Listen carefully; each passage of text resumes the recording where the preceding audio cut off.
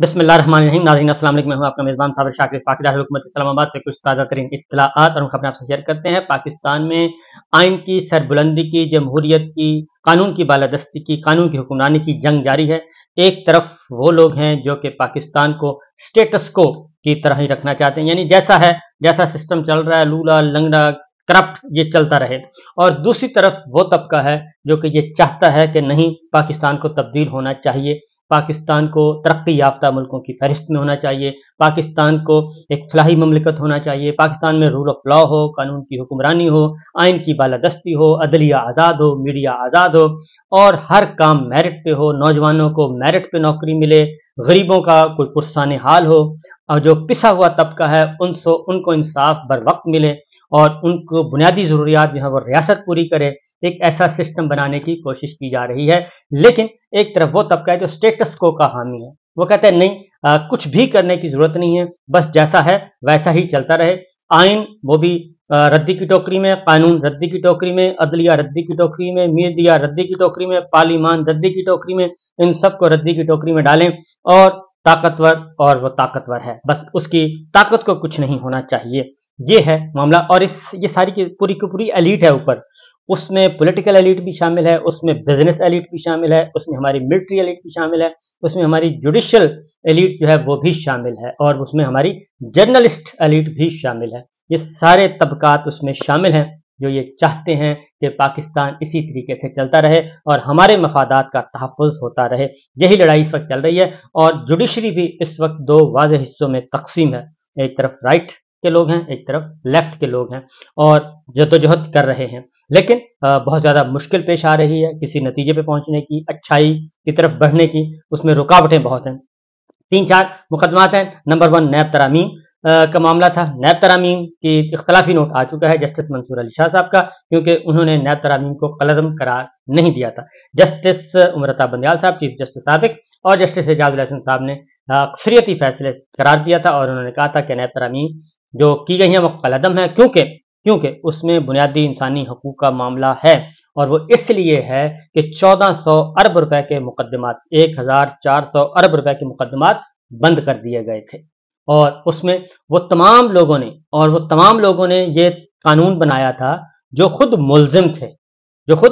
थे, जिनके मुकदमात चल रहे थे, कहीं ना कहीं किसी ना किसी अदालत में चल रहे थे और जिन पे 1400 अरब रुपए की करप्शन के इल्जामात थे। उन्होंने खुद ही कानून बनाया मुल्जिमान ने, और उन्होंने खुद ही अपने आप को फायदा किया, खुद ही अपने आप को बरी किया और खुद ही अपने आप को क्लीन चिट दे के कानून ही खत्म कर दिया। तो इसलिए, लेकिन जस्टिस मंसूर अली शाह साहब ने इख्तलाफी नोट लिखा है और उन्होंने ये फैसला नहीं माना। वो कहते हैं कि कानून साजी की इजाजत है पार्लियामान को और इसमें बुनियादी इंसानी हकूक का मामला कोई नहीं है, जबकि ये टैक्स पेयर्स की मनी है जो लूटी गई और ये पाकिस्तान के करोड़ों आवाम की लूटी गई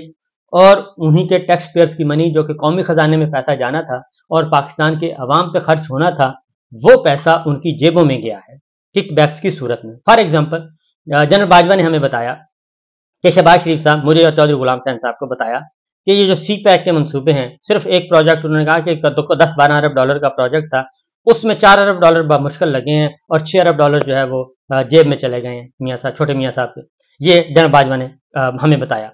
और इस तरीके से अब ये बुनियादी इंसानी हकूक का मामला नहीं है तो फिर और क्या है। बहरहाल जस्टिस मंसूर अली शाह साहब ने फिर साथ ये भी कहते हैं कि जजेस का भी एहतसाब होना चाहिए, जर्नैलों का भी एहतसाब होना चाहिए। तो एहतसाब होना चाहिए तो फिर नैब कानून होगा या कोई एहतसाब का कानून होगा तो एहतसाब होगा। अगर इस तरीके से खुली छुट्टी दे दी जाए कि वो बुनियादी जो फंडामेंटल्स हैं वो भी तब्दील कर दे पार्लियामान और वो भी मिनॉरिटी जो लोग हैं वो कर दें, क्योंकि अपोजिशन तो थी नहीं और चंद लोग बैठे थे जिन्होंने ये काम किया, बल्कि एक कहना चाहिए कि एक मरात याफ्ता एलीट बैठी थी उस वक्त असेंबली में जिन्होंने ये कानून पास किया था। तो लिहाजा ये अब दोबारा से ये कानून चैलेंज हो गया है, यानी कि फैसला चैलेंज हुआ है। अब बड़ा बेंच भी बन गया है और बड़ा बेंच जो बना है उसके बारे में मैं पहले भी कहता था कि ये जो लाइक माइंडेड और हम ख्याल बेंच का जो इस्तिलाह है ये इस्तेमाल ना करें हमारे जर्नलिस्ट और दानिश्वर और पॉलिटिकल प्लेयर्स जो हैं उस वक्त के, लेकिन उन्होंने नहीं माना और वो इस्तेमाल की। अब वही बात आ रही है कि फिर हम ख्याल जो है बेंच बन रहे हैं। तो ये चीज़ जो है अब देखते हैं कि लार्जर बेंच जो है वो इस बारे में क्या फैसला करता है, लेकिन जुबान ज़द आम ये है कि ये नैब तरामीम बरकरार جو نیب ترامیم کا فیصلہ ہے وہ برقرار نہیں رہے گا اور نیب ترامیم بحال ہو جائیں گی اور یہ سارے کے سارے مقدمات پھر ختم کر دیے جائیں گے۔ دوسری جانب ایک اور اہم اور وہ اس سے بھی زیادہ اہم ہے اور وہ ہے آڈیو ویڈیو لیکس اور آڈیو ویڈیو ریکارڈنگ۔ جناب باجوہ صاحب نے کہا تھا کہ ہمارے پاس ہر کسی کی آڈیو ہے، ہر کسی کی ویڈیو ہے، اور یہ جو کچھ آپ لوگ نظر آتے ہیں اپنے کپڑے شپڑے پہنے ہوئے، یہ صرف آپ لوگوں کے لیے اپنے لیے پہنتے ہیں، ہمارے سامنے سب بے لباس ہیں، ہمارے سامنے سب ننگے ہیں۔ تو وہ بڑے دھڑلے سے کہتے تھے، اور پھر اسی طریقے سے مریم صاحبہ نے ان کو کاؤنٹر، مریم صاحبہ نے بھی پھر وہی طریقہ اختیار کیا اور انہوں نے بھی آڈیوز ویڈیوز اکٹھی کی اور انہوں نے بھی اپنا پرائیویٹ نیٹ ورک کے ذریعے وہ سب کچھ کیا اور مختلف، اور انہوں نے پریس کانفرنس کر کے بتا دیا کہ بھئی ہمارے پاس تو ہیں آڈیوز ویڈیوز ہیں اور بڑے سینسٹیو اور بڑی ہائیسٹ پوسٹ پہ بیٹھے ہوئے لوگوں کی ہیں، اور انہوں نے یہ بھی کہا تھا کہ میری دعا ہے کہ یہ انہیں منظر عام پر لانے کی نوبت نہ آئے۔ تو اسی طریقے سے پھر یہ ہوا کہ آڈیو ویڈیو لیکس ہونا شروع ہو گئیں، پرائم منسٹر کی، پرائم منسٹر آفس کی، پرائم منسٹر ہاؤس کی، پھر چیف جسٹس کی فیملی کی، پھر ججز کی، یہ سب کچھ ریکارڈ لیکس ہونا شروع ہو گئی۔ پھر ان لیکس کی بنیاد پہ مقدمات قائم کرنا شروع کر دیے، ان لیکس کی بنیاد پہ ریفرنس بھیجنا شروع کر دیا آنریبل ججز کے، ان لیکس کی بنیاد پہ کاروائیاں شروع کر دی گئیں اور پارلیمان نے بلانا شروع کر دیا، پھر ججز کا، چیف جسٹس صاحبان کا، سابق کا، موجودہ کا ایک سلسلہ شروع کر دیا شہباز گورنمنٹ نے۔ تو یہ معاملہ پہنچا اسلام آباد ہائی کورٹ میں اور آج اس کی سماعت تھی۔ جسٹس بابر ستار صاحب نے اس ایشو کو ٹیک اپ کیا ہوا ہے، اس میں انہوں نے اٹارنی جنرل کو نوٹس کیا تھا اور پھر کچھ وکلا کو، سینئر وکلا کو وہاں عدالت کی معاونت کریں، ان میں ایک رضا ربانی صاحب تھے۔ تو 5 سوال انہوں نے پوچھے تھے اور 5 سوالوں کے جوابات آج بھی نہیں دیے گئے۔ تو سماعت کیا ہوئی میں آپ کو بتا دیتا ہوں کیونکہ بڑا امپورٹنٹ کیس ہے، اور اس کی وجہ یہ ہے کہ یہ مادر پدر آزادی کون انجوائے کر رہا ہے، یہ کون ہے جو کہ جس کی دسترس سے اور جس کے لاقانونیت سے وزیر اعظم بھی محفوظ نہیں، چیف جسٹس آف پاکستان محفوظ نہیں، آنریبل ججز محفوظ نہیں، ان کی فیملیز محفوظ نہیں، اور P M office, prime minister کی فیملی محفوظ نہیں، وزراء کی فیملیز محفوظ نہیں، یہ سب کچھ، اور پھر یہ کون ریکارڈ کرتا ہے اور پھر ان کو اپنے مقاصد کے لیے استعمال کون کرتا ہے اور پھر ریکارڈ کرنے والوں کو اجازت کون دیتا ہے، کس قانون کے تحت، یہ ساری چیزیں آج ڈسکس ہوئی ہیں۔ اور سب سے افسوسناک جو ہے پہلو رہا ہے رضا ربانی صاحب کا، کیونکہ وہ عدالتی معاون تھے اور میاں رضا ربانی صاحب کا آپ کو پتہ ہے ایک بڑا نام ہے، لیکن وہ ہر مشکل وقت میں، یعنی کہ جہاں پہ حوصلہ دکھانا ہو اور جہاں پہ ایک گفتگو کرنی ہو، بڑی ٹکا کے کرنی ہو، اور عدالت نے ان کو بلایا اپنے معاون کے طور پہ، قداور شخصیت کے طور پہ، لیکن آج وہ بھی عدالت میں انہوں نے بھی عجیب و غریب بات کر دی اور وہ بھی ایسے دم دبا کے دوڑے کہ آپ تصور بھی نہیں کر سکتے۔ بہرحال گفتگو آگے بڑھاتے ہیں جی۔ عدالت کی سماعت جو ہے وہ 5 سوالات پوچھے گئے تھے، تو جسٹس بابر ستار نے جی اٹارنی جنرل کو، انہوں نے کہا جی پہلے اٹارنی جنرل کو سنتے ہیں، انہیں سنا گیا تو انہوں نے کہا کہ جی آپ کہا کہ میری رائے یہ ہے کہ پارلیمانی کمیٹی کو کاروائی شروع نہیں کرنی چاہیے۔ اب اٹارنی جنرل صاحب جو ہیں وہ کہہ رہے ہیں کہ یہ کاروائی جو پارلیمانی کمیٹی نے، کیونکہ چیف جسٹس ثاقب نثار صاحب کے بیٹے کو پارلیمانی کمیٹی نے بلا لیا تھا شہباز گورنمنٹ میں، پچھلی پارلیمان جو تھی قومی اسمبلی، اس میں بلا لیا تھا اور ان کو کہا تھا کہ جی آئیں جی۔ ادھر جسٹس مظاہر علی اکبر نقوی صاحب کی آڈیوز سنوا دی گئیں جو کہ ایک بالکل دوسرے پس منظر میں تھیں، وہ سنوا دی گئیں، ان کے خلاف اب ریفرنس بھی، ان کو شوکاز نوٹس بھی جاری کر دیا گیا۔ میرا تو خیال ہے کہ یہ وہ جسٹس مظاہر علی اکبر نقوی صاحب کی آڈیوز کو بھی اس کے ساتھ کلب کر لینا چاہیے اور ان کو بھی، ان کے بیٹے کو بھی رجوع کر لینا چاہیے، اور وہ جو اسی بنیاد پہ جو سپریم جوڈیشل کونسل میں کاروائی چل رہی ہے وہ بھی ایک اس کو روکنا چاہیے، کیونکہ یہ وہ انٹر لنک ہیں۔ بشرا بی بی کی آڈیو، عمران خان صاحب کی، پھر ان کے اعظم خان صاحب کی، پھر شہباز شریف صاحب کی، ان کی شہباز شریف صاحب کے ساتھ پھر توقیر شاہ کی، اور یہ ساری کی ساری جو آڈیو، اور پھر چیف جسٹس ثاقب نثار صاحب کی اور جناب خواجہ طارق رحیم صاحب کی، ان سب کی آڈیوز ہیں وہ سارا کلب کر دینا چاہیے ایک ہی۔ تو بہرحال اس میں ہوا یہ کہ جی انہوں نے کہا جی اٹارنی جنرل صاحب نے کہا بجائے اس کے کہ وہ جواب دے، وہ کہتے ہیں پارلیمانی کمیٹی نے صحیح نہیں کاروائی شروع کی تھی اور یہ ان کا بنتا نہیں تھا، اس لیے اب یہ جو کسی انفرادی شخصی آڈیو ٹیپ کا تعلق نیشنل اسمبلی کے ساتھ نہیں تھا،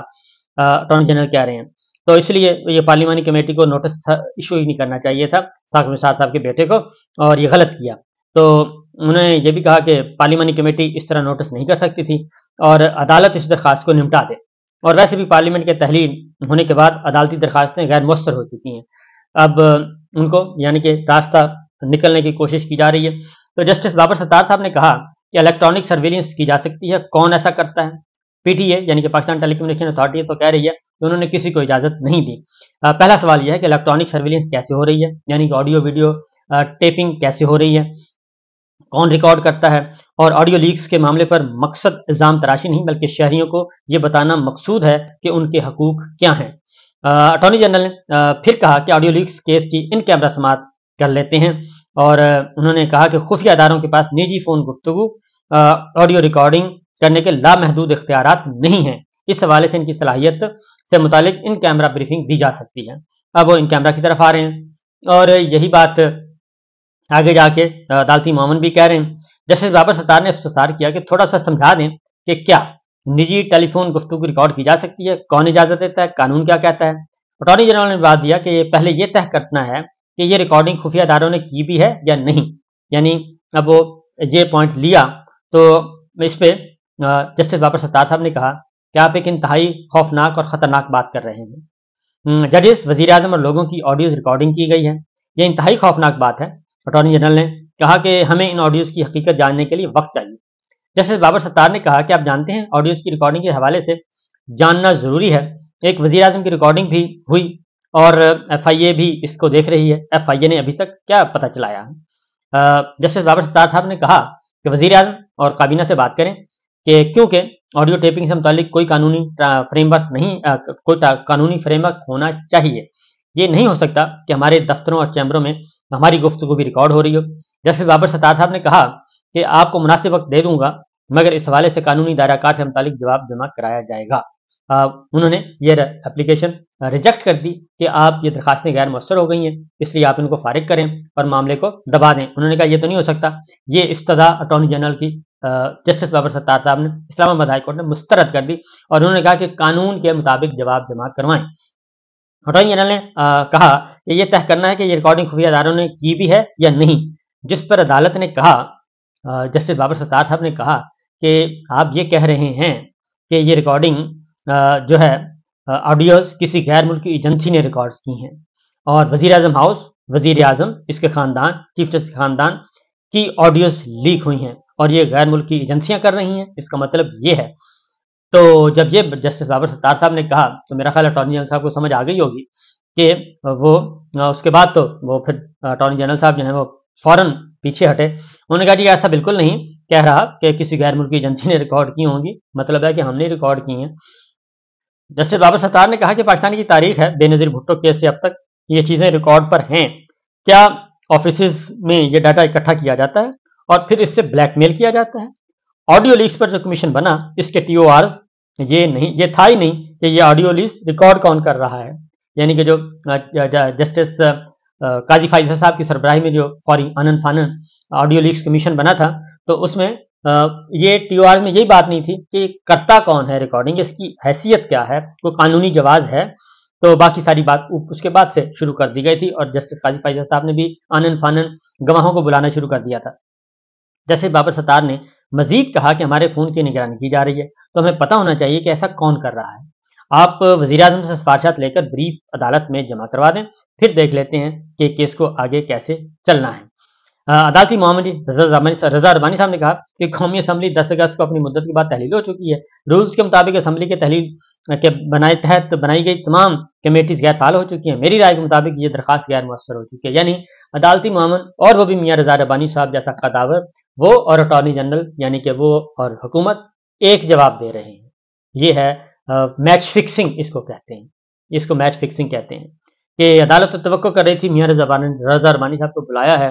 وہ کوئی آئیں گے جیسے باہر گفتگو کرتے ہیں دانشورانہ انداز میں، عدالت میں آ کے بتائیں گے اور اس مسئلے کو حل کریں گے، لیکن وہ بھی پتلی گلی سے نکل گئے۔ بہرحال عدالت نے وزیر اعظم اور کابینہ سے مشاورت کر کے آڈیو لیکس کے قانونی دائرہ کار پر جواب جمع کروانے کے لیے اٹارنی جنرل کو 4 ہفتوں کا وقت دیا اور سماعت 1 ماہ کے لیے ملتوی کر دی۔ تو یہ ہے سچویشن جناب۔ تو اس لیے بس وہ کہتے ہیں کہ جی ہاتھی کے دانت دکھانے کے اور کھانے کے اور، تو یہ رضا ربانی صاحب ہیں. رضا ربانی صاحب اور اٹارنی جنرل ایک ہو گئے، حکومت اور پیپلز پارٹی ایک ہو گئی، حکومت اور عدالتی معاون ایک ہو گیا، کیس فکس ہو گیا. اجازت دیجیے، اللہ حافظ.